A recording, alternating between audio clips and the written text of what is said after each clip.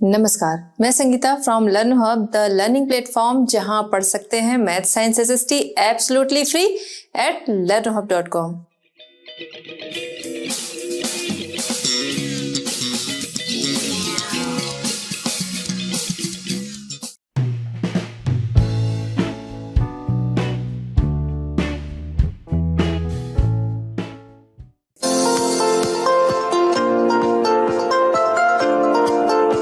चलिए बच्चों, आज का चैप्टर स्टार्ट करते हैं। क्वेश्चन नंबर 1 है, how does democracy produce an accountable, responsive and legitimate government. ठीक है, क्वेश्चन हमारा क्या कह रहा है कि डेमोक्रेसी किस तरह से accountable, responsive and legitimate government का गठन करता है या फिर accountable, responsive and legitimate government को प्रोड्यूस करता है। ठीक है, तो डेमोक्रेसी की अगर हम बात करें, डेमोक्रेसी में गवर्नमेंट आती कैसे है, पहले तो कैसे बनाई जाती है या कैसे बनती है। तो पब्लिक वोट करती है, जो पार्टी मेजॉरिटी में वोट पाती है उसका जो रिप्रेजेंटेटिव होता है वो सरकार बनाता है। ठीक है, जो मेजॉरिटी वाली पार्टी है वो सरकार बनाती है। ठीक, अब जो सरकार बनी है, जो रिप्रेजेंटेटिव है उस पार्टी का, जो सरकार बनी है, तो वो क्या होगी, वो लोगों के लिए अकाउंटेबल होगा, उत्तरदायी होगा। मतलब ये कि गवर्नमेंट का काम क्या है, लोगों की सुविधाओं का ध्यान रखना। अगर वो चीजें नहीं हो रही हैं, पहले तो बेसिक जो नीड्स हैं लोगों की, रोटी कपड़ा मकान, ठीक है, वो पूरी होनी चाहिए। अगर वो नहीं हो रही, उसके लिए अकाउंटेबल कौन होगा, उसके लिए गवर्नमेंट होगी।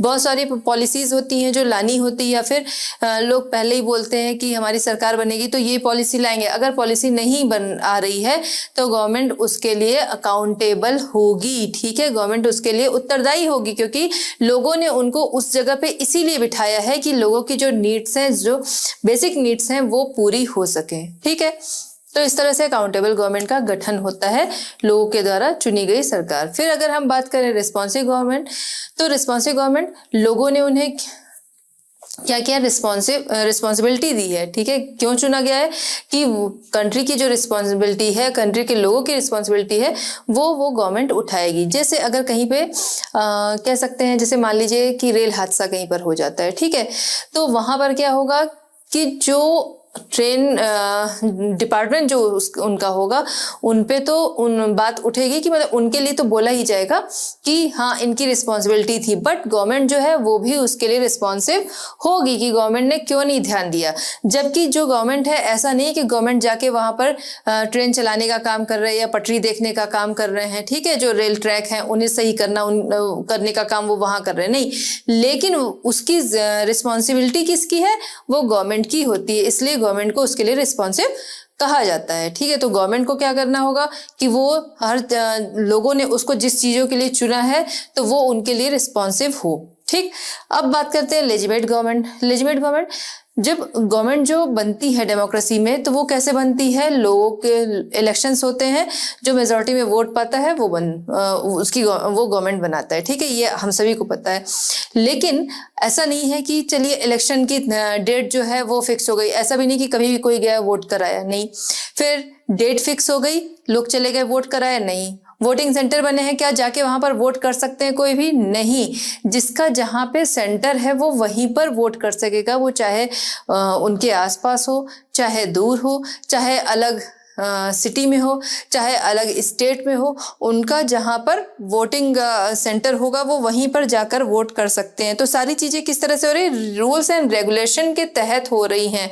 तो गवर्नमेंट भी जो होगी वो भी रूल्स एंड रेगुलेशन से रहेगी, वरना क्या होगा कि कोई भी उसमें करप्शन कर सकता है। ठीक है, तो करप्शन ना हो, तो इस तरीके से गवर्नमेंट बनाई जाती है। अगर हम देखें पिछली जो भी गवर्नमेंट रही जहां भी, तो अगर हम देखते हैं गवर्नमेंट जो होती है, गवर्नमेंट के जितने भी टाइप्स होते हैं, तो हम क्या कहे हैं कि लेजिटिमेट गवर्नमेंट जो है उसको बेटर पाया गया है डिक्टेटरशिप। ठीक है, डिक्टेटरशिप, तानाशाही, तो वो क्या है, वो इसके आगे कहीं भी नहीं ठहरती। अगर हम देखें तो डिक्टेटरशिप जो है वो इनसे बहुत ही पीछे है। लेजिटिमेट गवर्नमेंट जो है वो काफी बेटर है, किससे, डिक्टेटरशिप से।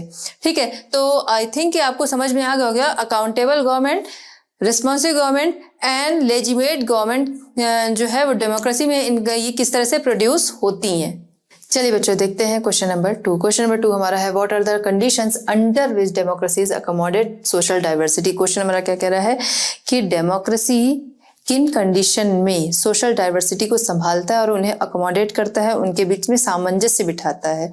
ठीक है, तो सोशल डाइवर्सिटी ये एक ऐसा सब्जेक्ट है जिससे कि आप सभी परिचित होंगे, आप सभी जानते होंगे। सोशल डाइवर्सिटी जो कि हम लोग हमेशा से बचपन से ही पढ़ते आ रहे हैं, हिस्ट्री में भी, सिविक्स में भी ये हमें मिलता रहा है। तो सोशल डाइवर्सिटी, ठीक है, डेमोक्रेसी किन कंडीशन में सोशल डाइवर्सिटी को संभालता है।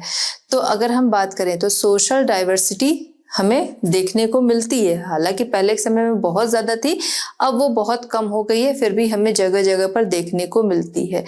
तो सोशल डाइवर्सिटी लोगों के बीच में सामंजस्य बिठा के, मतलब ये कि सभी को बराबरी का दर्जा देकर इस कंडीशन को संभाला जा सकता है। ठीक है, डेमोक्रेसी में सभी को बराबरी का दर्जा देकर इस कंडीशन को संभाला जा सकता है। Democracy is expected to provide harmonious social life to the people. ठीक है, तो डेमोक्रेसी से एक्सपेक्ट भी किया जाता है कि लोगों को एक हार्मोनियस सोशल लाइफ मिले, सद्भावनापूर्ण, मतलब सभी मिलजुल कर रहें।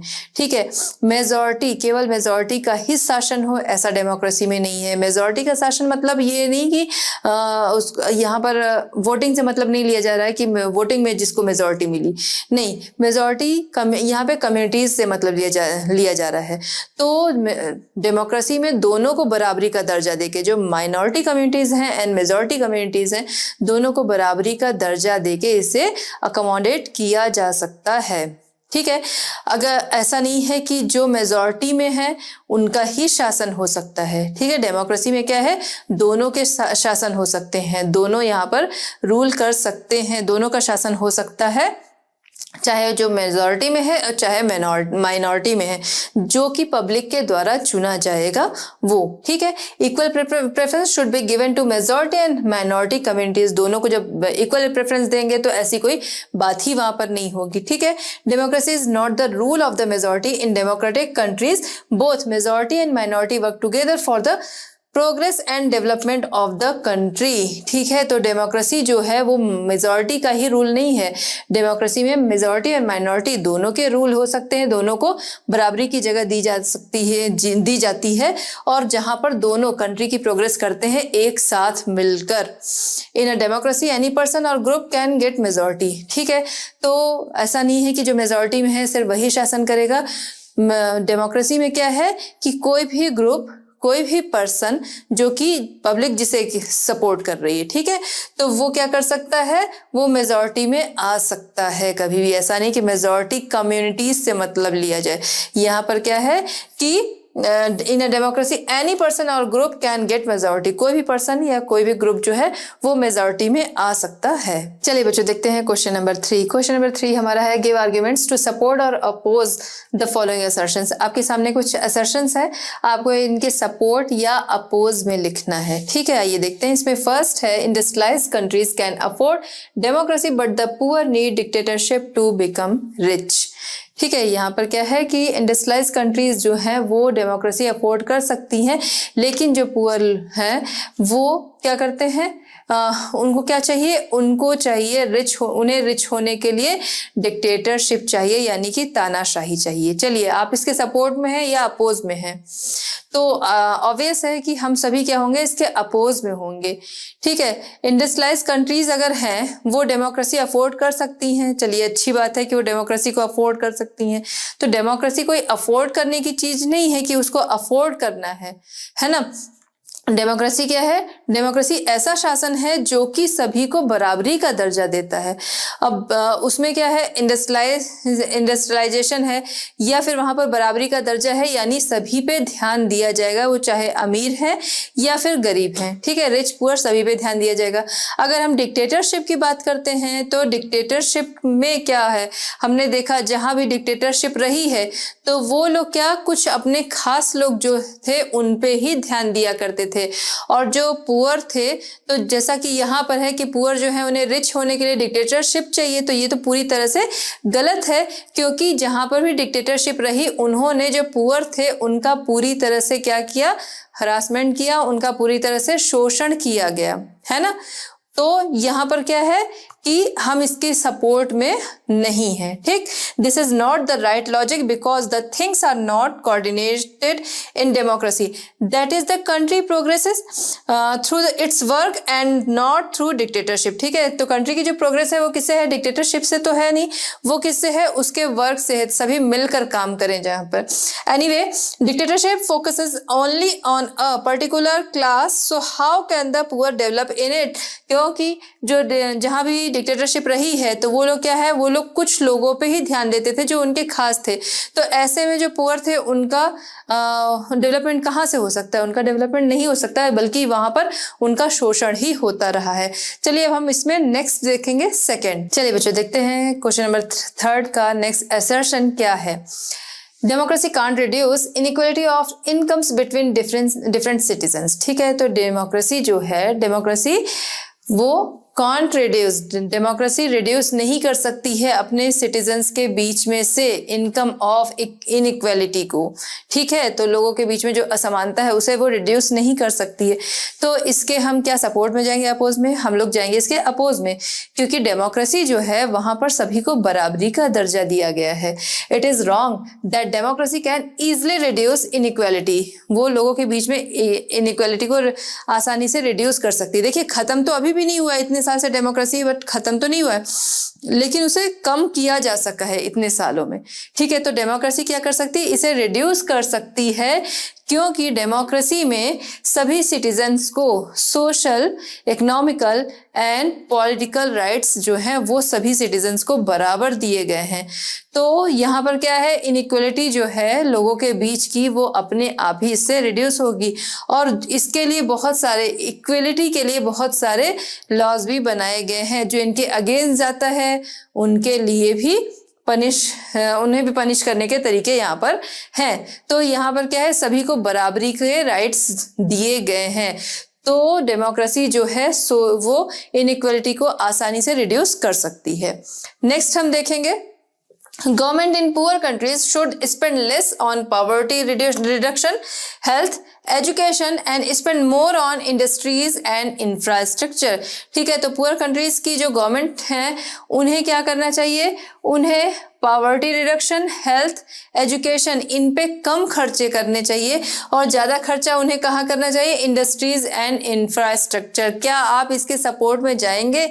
नहीं, हम लोग इसके सपोर्ट में नहीं जाएंगे, क्योंकि किसी भी कंट्री में अगर हम देखें तो एजुकेशन, वहाँ की हेल्थ, ठीक है, वहाँ पॉवर्टी जो है वो नहीं रहे, वहाँ की हेल्थ, वहाँ की एजुकेशन, ये बहुत ही इम्पॉर्टेंट है। अगर देखिए कोई भी पर्सन है, अगर वो एजुकेटेड रहेगा तो वो काम कर सकता है, किसी की हेल्थ अच्छी है तो वो काम कर सकता है। तो अगर वहाँ के जो खर्चे हैं वो इन चीज़ों पे ना करके इंफ्रास्ट्रक्चर और इंडस्ट्रीज पे ही किए जाएं, और वहाँ के लोग जो हैं वो अनएजुकेटेड हों, वहाँ के लोग जो हैं वो हमेशा बीमार रहें, गरीब रहें, तो क्या होगा, इससे कंट्री की प्रोग्रेस नहीं होगी। अगर लोग पढ़े लिखे होंगे, उनकी हेल्थ अच्छी होगी, तो कंट्री की प्रोग्रेस अपने आप ही होगी। एजुकेशन अच्छी होगी, लोगों की हेल्थ अच्छी होगी, वो उनके अंदर नॉलेज ज़्यादा होगा, उनकी हेल्थ अच्छी होगी, काम ज़्यादा करेंगे, तो इससे अपने आप ही कंट्री का जो इंफ्रास्ट्रक्चर है वो सही हो जाएगा।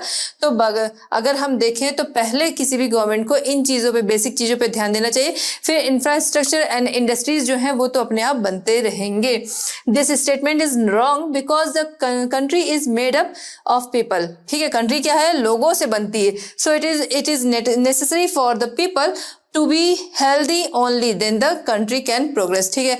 तो लोग अगर हेल्दी हैं तभी कंट्री जो है वो प्रोग्रेस कर सकेगी। It is very important for the countries basic needs, food, clothes, health and education be correct, ठीक है। तो वहाँ की एजुकेशन जो है, हेल्थ जो है, ये सब कुछ सही होनी चाहिए, तभी कंट्री प्रोग्रेस कर सकेगी। चलिए बच्चों देखते हैं क्वेश्चन नंबर 3 का नेक्स्ट सेशन क्या है। इन democracy all citizens have one vote which means that there is absence of any domination and conflicts, ठीक है। तो यहाँ पर क्या कह रहा है कि इन डेमोक्रेसी में सभी सिटीजन्स को वन वोट का राइट है। इसका मतलब है कि डेमोक्रेसी में कॉन्फ्लिक्ट्स एंड डोमिनेशन नहीं है, तो क्या हम इसके सपोर्ट में जाएंगे? नहीं, हम इसके सपोर्ट में नहीं जाएंगे।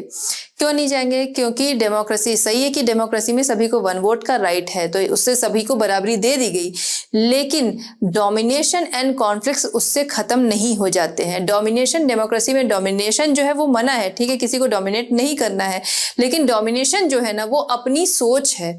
हर कोई अपने से नीचे वाले को डोमिनेट करने की कोशिश करता है, हर कोई, मतलब कुछ पर्सन होते हैं कि नहीं करते हैं, ठीक है, सबको बराबर मानते हैं, लेकिन कुछ होते हैं जो कि डोमिनेट करते हैं। वो इंसान की अपनी सोच होती है। डेमोक्रेसी में बराबरी का दर्जा मिला है, लेकिन लोगों की अपनी सोच जो है वो उन्हें डोमिनेट बनाती है, ठीक है।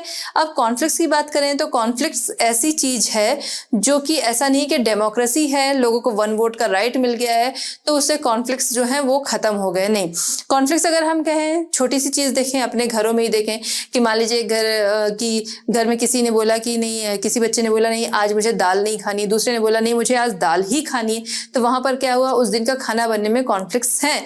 तो इतने छोटे लेवल पे हैं तो बड़े बड़े लेवल पे कॉन्फ्लिक्ट्स जो हैं चीजों को लेकर वो तो रहेंगे ही, वो आए दिन देखने को मिलते हैं। तो वन वोट का राइट मिल गया उसका ये मतलब नहीं है कॉन्फ्लिक्ट्स और डोमिनेशन जो है वो खत्म हो जाते हैं डेमोक्रेसी से। It is true that democracy gives everyone the right to vote, but it is not that there are no conflicts in a democracy. There are conflicts in the society on different issue को लेके conflict जो है वो हमेशा ही चलते रहते हैं। And the one who considered himself about the tries to establish his dominance over those below him, ठीक है, अपने से नीचे वाले लोगों को लोग डोमिनेट करते ही हैं। तो डेमोक्रेसी में वन वोट अगर अधिकार मिल गया तो ऐसा नहीं कि डोमिनेशन एंड कॉन्फ्लिक्ट्स जो हैं वो खत्म हो गए। चलिए बच्चों देखते हैं क्वेश्चन नंबर 4। क्वेश्चन नंबर 4 हमारा है identify the challenges to democracy in the following descriptions, also suggest policy institutional mechanism to deepen democracy in the given situation. ठीक है, आपको क्या करना है कि यहाँ पर आपके सामने कुछ डिस्क्रिप्शंस दिए गए हैं, आपको उसमें डेमोक्रेसी के लिए जो चैलेंजेस हैं वो आइडेंटिफाई करने हैं और उसके लिए जो भी कुछ मैकेनिज्म है डेमोक्रेसी में वो आपको यहाँ पर सजेस्ट करने हैं। ठीक है, चलिए अब हम देखते हैं जो भी पॉलिसीज मैकेनिज्म वगैरह हैं वो आपको यहाँ पर सजेस्ट करने हैं। स्टार्ट करते हैं। First, following a high court directive a temple in Orissa that had separate entry door for Dalits and non Dalits allowed entry for all from the same door. ठीक है, तो हाई कोर्ट के निर्देश के बाद उड़ीसा के एक टेम्पल को एक ही डोर से सभी को प्रवेश की अनुमति देनी पड़ी, जहां पर पहले क्या था, पहले दलित्स एंड नॉन दलित के लिए सेपरेट डोर थे, अलग अलग डोर थे।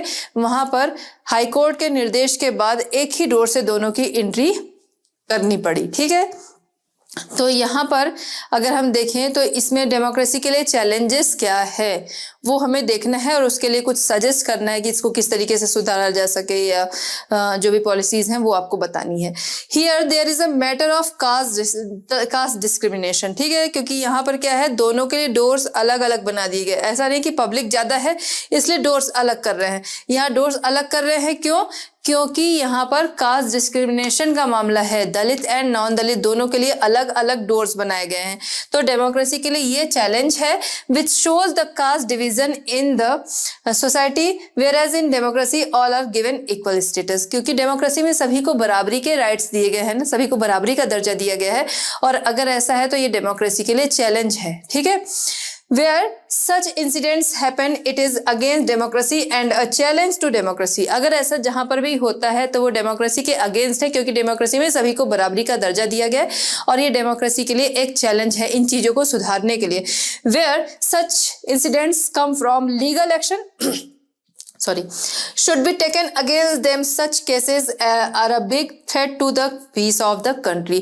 तो जहां भी ऐसे केस देखने को मिलते हैं कास्ट डिस्क्रिमिनेशन के, तो उनके लिए लीगल एक्शन बने हैं और लीगल एक्शन लेने चाहिए, और नहीं तो इससे क्या होता है कि जो जगह है वहां की शांति भंग होती है ना, क्योंकि लोगों को जब ऊपर और नीचे का दर्जा दिया जा रहा है कि किसी को प्रेफरेंस दे रहे हैं किसी को नहीं दे रहे हैं, वो कास्ट को ध्यान में रखते हुए, जेंडर को ध्यान में रखते हुए, रिलीजन को ध्यान में रखते हुए, तो वहां पर शांति जो है वो रह ही नहीं सकेगी, है ना, वहां पर पीस जो है वो नहीं रह सकेगा। तो ऐसी कंट्री में या ऐसी जगह पे पीस नहीं रह सकेगा, उसके लिए क्या होगा, इनके लिए लीगल एक्शन लेने चाहिए जिससे कि आगे कोई इन चीजों को ना करे। चलिए बच्चों देखते हैं क्वेश्चन नंबर 4 का नेक्स्ट डिस्क्रिप्शन क्या है। A large number of farmers are committing suicide in different states of India। ठीक है, तो इसमें हमें क्या करना है, डेमोक्रेसी के लिए चैलेंज क्या है वो हमें इसमें आइडेंटिफाई करना है। तो इंडिया के डिफरेंट स्टेट्स में लार्ज नंबर में फार्मर्स के द्वारा सुसाइड कमिट किया जाना, ठीक है, तो सुसाइड कमिट किया जाना सबसे बड़ा चैलेंज यही है, फार्मर्स सुसाइड कमिट कर रहे हैं डेमोक्रेसी में रहते हुए, है ना।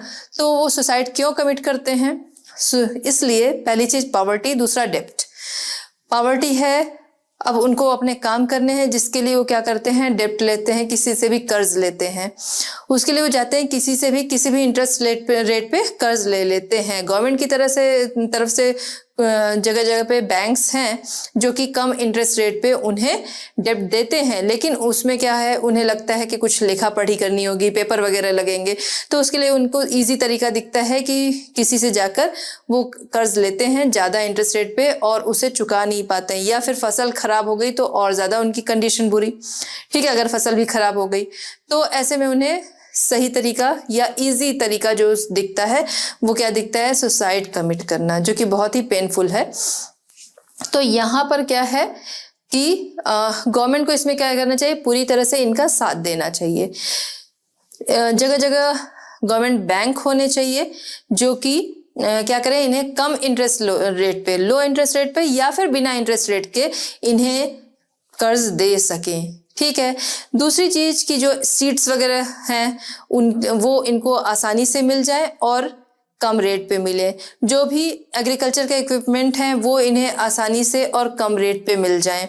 इरिगेशन है वो उनका कम रेट पे ही वो हो जाए। ये सारे चीज़ें जो हैं, फर्टिलाइजर्स हैं, वो गवर्नमेंट की तरफ से इन चीज़ों को ये चीज़ें इन्हें अवेलेबल करानी चाहिए जिससे कि इनके ऊपर बर्डन ज़्यादा ना पड़े, ठीक है। तो the government should cooperate fully in the work of the farmers। They can easily get loans, जिससे कि वो आसानी से लोन्स ले सकें, ठीक है, लोन आसानी से ले सके और at very low interest rate, ठीक है। तो विदाउट इंटरेस्ट रेट या फिर लो इंटरेस्ट रेट पे इन्हें लोन जो है वो मिल सके। फार्मिंग एसेंशियल आर चीप, ठीक है, फार्मिंग एसेंशियल जो है वो इनको सस्ते रेट पे मिल जाए। Get government help on the weather, और बाई चांस सब कुछ सही रहा, गवर्नमेंट की तरफ से हेल्प मिल गई कि बैंक से भी मिल गया इनको लोन मिल गया कम इंटरेस्ट रेट पे, फिर आगे सीड्स और बाकी जो चीज़ें हैं एसेंशियल, फार्मिंग एसेंशियल हैं, वो इन्हें आसानी से कम रेट पर मिल गया, सब कुछ अच्छा हुआ, खेती अच्छी हुई। बाई चांस मौसम ने धोखा दे दिया है ना, वेदर जो है उसकी वजह से कभी बारिश कम हुई, बारिश ज़्यादा हुई, तो उसकी वजह से नुकसान हो गया, तो वहाँ पर भी गवर्नमेंट को इनका सपोर्ट करना चाहिए। और अगर हम देखें तो आज के टाइम में सपोर्ट है, अब वो सपोर्ट ठीक है, पूरा नहीं है, लेकिन सपोर्ट कुछ हद तक है। ज़रूरत है कि लोगों के अंदर उसकी अवेयरनेस नहीं है, तो गवर्नमेंट को ये भी एक तरीका करना चाहिए कि अगर ये जो इनको सुविधाएं दी जा रही हैं उनके साथ साथ ही अवेयरनेस भी हो, ठीक है। नेक्स्ट हम देखते हैं, following allegation of killing of 3 civilian in Gandwara in a fake encounter by Jammu and Kashmir police and inquiry has been ordered, ठीक है। तो यहाँ पर क्या है कि जम्मू एंड कश्मीर पुलिस के द्वारा जम्मू एंड कश्मीर के गंडवारा में 3 सिविलियंस को एनकाउंटर बता के मार दिया गया है, जिसकी जांच के आदेश दिए गए हैं, ठीक है, उसके इंक्वायरी के आदेश दिए गए हैं। Fake encounter of 3 civilian expose corruption, ठीक है, वहां पर क्या है, फेक एनकाउंटर हुआ है तो वो क्या है, पूरी तरह से करप्शन को एक्सपोज करता है, क्योंकि पुलिस जो है वो डायरेक्ट ये चीज अपने हाथ में नहीं ले लेती, कहीं ना कहीं इसमें करप्शन जो है वो दिखता है, ठीक है, जिसकी उसकी भी जांच होनी चाहिए। इन गवर्नमेंट डिपार्टमेंट्स के द्वारा करप्शन जो है वो इसमें दिखाई देता है। इमेज ऑफ डेमोक्रेसी, जो कि डेमोक्रेसी की छवि को धूमिल करता है, क्योंकि डेमोक्रेसी में क्या है कि डेमोक्रेसी में आपको जो रूल्स हैं, रेगुलेशंस हैं, उनके अकॉर्डिंग चलना है, ठीक है। तानाशाही नहीं करना है, अपनी मर्जी से चीजें नहीं करनी है, तो ये उसके अगेंस्ट जाता है, उसकी छवि को ट्रांसेस करता है, ठीक है। There should be a law for this and it should be strictly followed so that fair investigation can be done.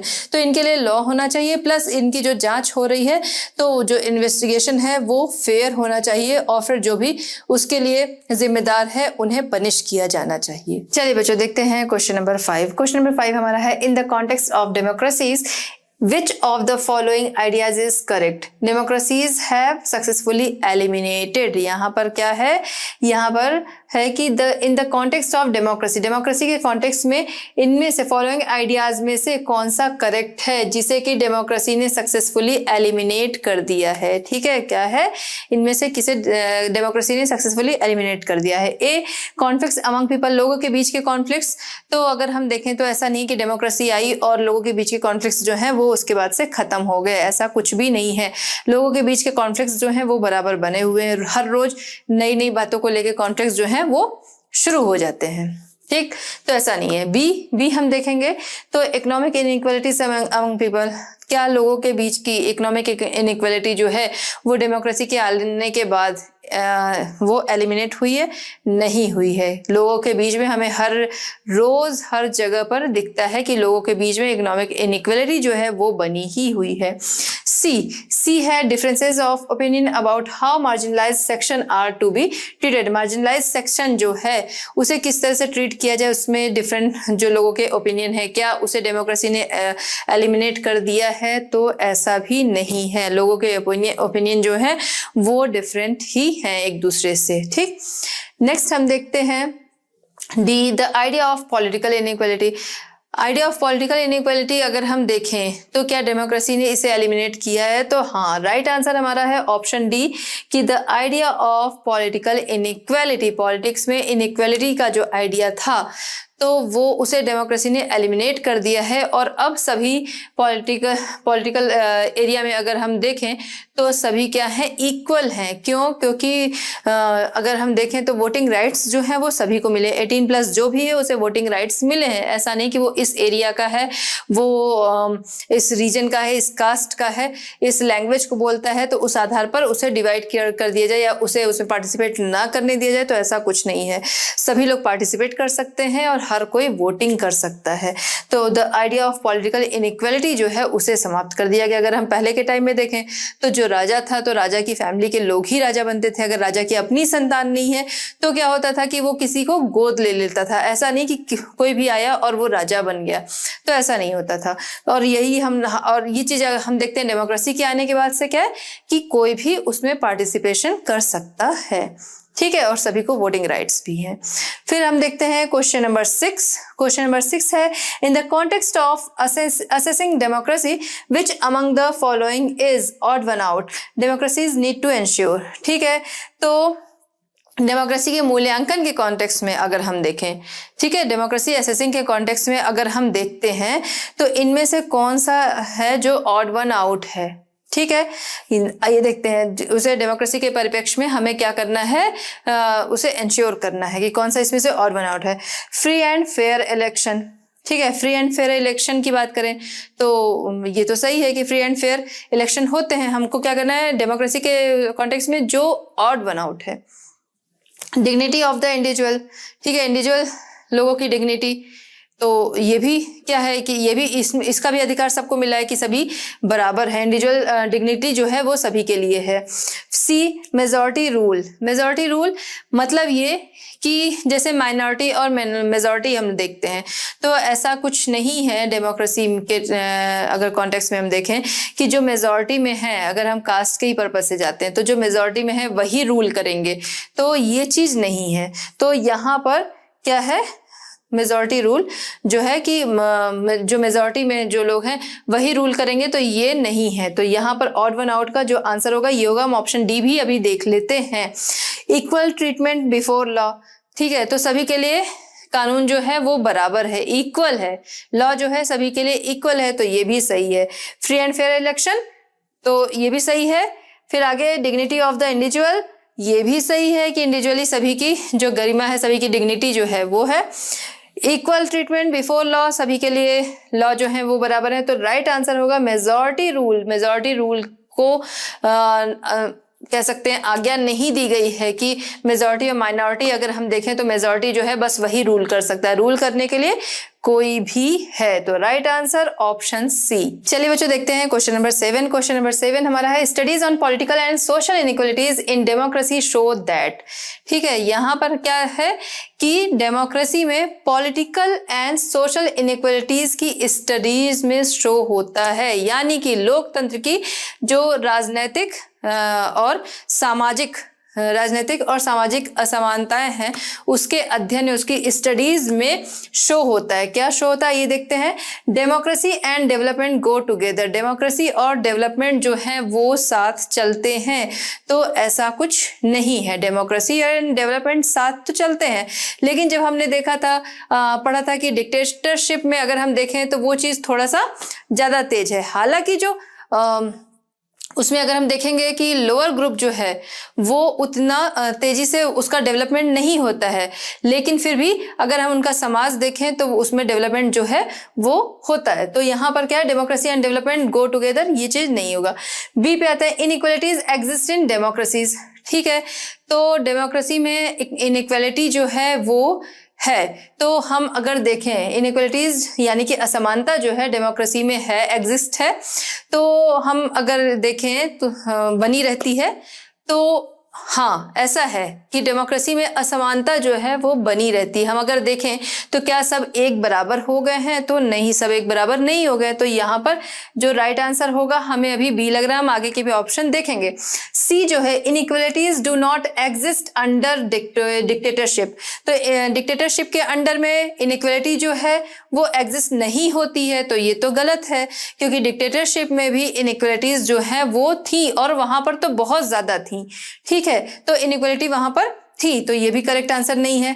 Dictatorship is better than democracy. Dictatorship democracy से बेटर है, क्या आपको ऐसा लगता है? तो नहीं, डिक्टेटरशिप को हमेशा ही डेमोक्रेसी से खराब माना गया है, यानी कि बेटर जो माना गया है वो डेमोक्रेसी को माना गया है हमेशा डिक्टेटरशिप से।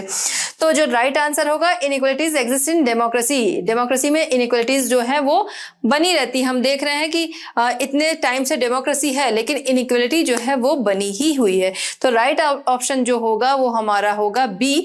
तो जो बी है वो हमारा राइट आंसर है, इनइक्वालिटीज एग्जिस्ट इन डेमोक्रेसी। तो बच्चों इस तरह हमारा ये चैप्टर होता है कंप्लीट। आई होप कि आपने इसे एंजॉय किया होगा। मिलते हैं नेक्स्ट चैप्टर नेक्स्ट सॉल्यूशंस के साथ at Learno Hub. Learno Hub free है पर बेस्ट है। Thank you.